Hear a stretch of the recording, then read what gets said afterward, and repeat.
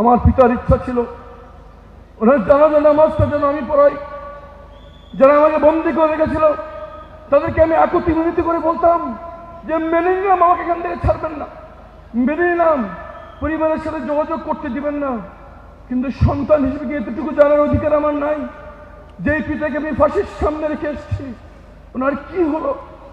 ওনার জানাজা নামাজটা কে পড়ালো? ওনার দাফনটা কোথায় হলো?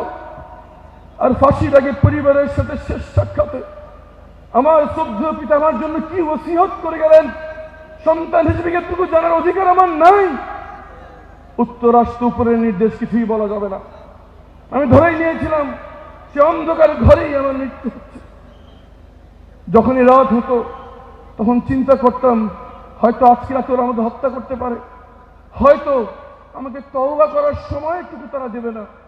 এই জন্য যখনই রাত হতো তখনই তওবা করেই থাকতাম এবং আল্লাহকে বলতাম আমি তওবা অবস্থায় আছি, যদি আমাকে আজকে রাতে ওরা হত্যা করে এই তওবার বদলে যে আল্লাহ তুমি আমাকে ক্ষমা করে দিও।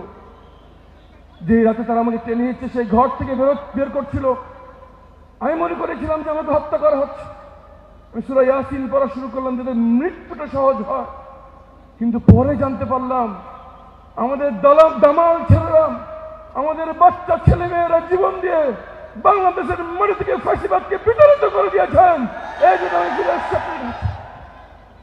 সম্মানিত উপস্থিতি, আমাদের বাচ্চারা, আমাদের বাবা মারা জীবনের ঝুঁকি নিয়ে 5ই আগস্ট যখন মাঠে নেমে পড়েছিল, তারা জানতো না আজকেই তাদের বিজয় হচ্ছে। তারা মোবাইল লক স্ক্রিনে তাদের নাম ঠিকানা ব্লাড গ্রুপ দেখে এই জন্য নেমেছিল যে হয় দাবি আদায় হবে, নাহলে তারা মৃত্যুবরণ করবে। যখন তারা সব দিয়ে নেমে পড়েছিল, আল্লাহর সাহায্য আসমান থেকে নেমে এসছে। সম্মানিত ভাইয়ের আমার, এতগুলো মায়ের বুক খালি হয়ে, এতগুলো বাচ্চা ছেলে মেয়ের চোখ হারানো, হাত হারানো, পা হারানোর বিনিময়ে আমরা যে দ্বিতীয় স্বাধীনতা পেয়েছি তা শুধুমাত্র একটি ভোটের জন্য নয়, তারা চেয়েছে একটি নতুন বাংলাদেশ। বাংলাদেশ মানুষ হাঁপিয়ে উঠেছে পুরনো রাজনীতিতে, তারা হাঁপিয়ে উঠেছে পেশি শক্তির প্রভাব, তারা হাঁপিয়ে উঠেছে কালো টাকার প্রভাবে, তারা হাঁপিয়ে উঠেছে দুর্বৃত্তদের রাজনৈতিক ক্ষমতায়নে। তারা দেখতে চায় নতুন নেতৃত্ব। তারা স্বপ্ন দেখে এমন একটি বাংলাদেশের যেখানে এমন কিছু লোক দেশ নেতৃত্ব দেবে যাদেরকে অন্তত আর যাই হোক টাকা দিয়ে কেউ কিনতে পারবে না। সেই নেতৃত্ব ইনশাআল্লাহ বাংলাদেশকে উপহার দেবে 10 দলের পক্ষ থেকে তাদের নেতা হিসেবে আমাদের সবার প্রাণপ্রিয় নেতা ডক্টর শফিকুর রহমান ইনশাআল্লাহ। উনি যখন হৃদরোগে আক্রান্ত হয়ে অসুস্থ হয়ে পড়লেন, সবাই তাকে বলল যে আপনার বিদেশে চলে যান চিকিৎসার জন্য। উনি বলেছিলেন যে যেখানে আমার দেশের অধিকাংশ মানুষ দেশের বাইরে যাওয়ার চিকিৎসা তারা যেতে পারে না, সেখানে তাদের প্রতিনিধি হয়ে আমি কিভাবে দেশের বাইরে যাই। উনি জীবনের ঝুঁকি নিয়ে হলেও বাংলাদেশে চিকিৎসা করিয়েছেন। ভাইয়ের আমার, এরকমই নেতা আমরা চাই। তারা সবসময় সর্বাবস্থায় দেশের সামনে থাকবে, তারা নির্ভয় বলবে হয় মাতৃভূমি না হয় মৃত্যু ইনশাআল্লাহ। ভাইয়ের আমার, ফ্যাসিবাদের কিছু মাথা পালিয়েছে শুধু, কিন্তু প্রশাসনের রন্ধে এখনো ফ্যাসিবাদের অঙ্গ প্রত্যঙ্গ ঘাটতি মেরে বসে আছে। দেশ নিয়ে গভীর ষড়যন্ত্র হচ্ছে। কিন্তু বাংলাদেশের মানুষ বারবার দেখিয়েছে, যখন ছাত্র জনতা মাঠে নেমে আসে তখন পর্বত সমান শক্তিও বিলীন হয়ে যায়। যতই ষড়যন্ত্র করুক, যত অশুভ শক্তি চক্রাঘাত, ইনশাআল্লাহ 12 তারিখ বাংলাদেশের মানুষ আরো একবার রাস্তায় নেমে এসে জনগণের বিজয় নিশ্চিত করবে ইনশাআল্লাহ।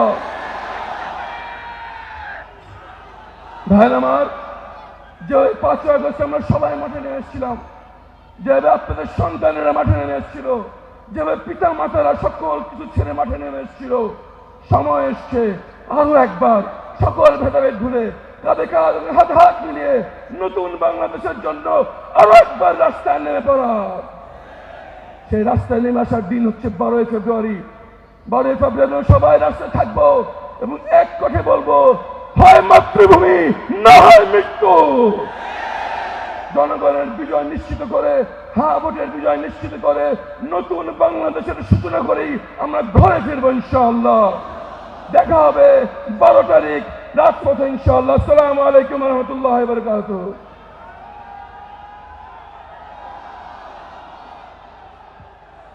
সংগ্রামী উপস্থিতি, বাংলাদেশের এই জমিনে অদূর ভবিষ্যতে আমরা আর কোনো আয়নাঘর দেখতে চাই না।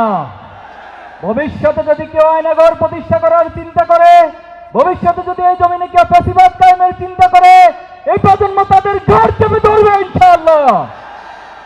সংগ্রামী উপস্থিতি, এই পর্যায়ে বক্তব্য নিয়ে আসছেন বিশিষ্ট রাজনীতিবিদ মেজর অবসরপ্রাপ্ত জনাব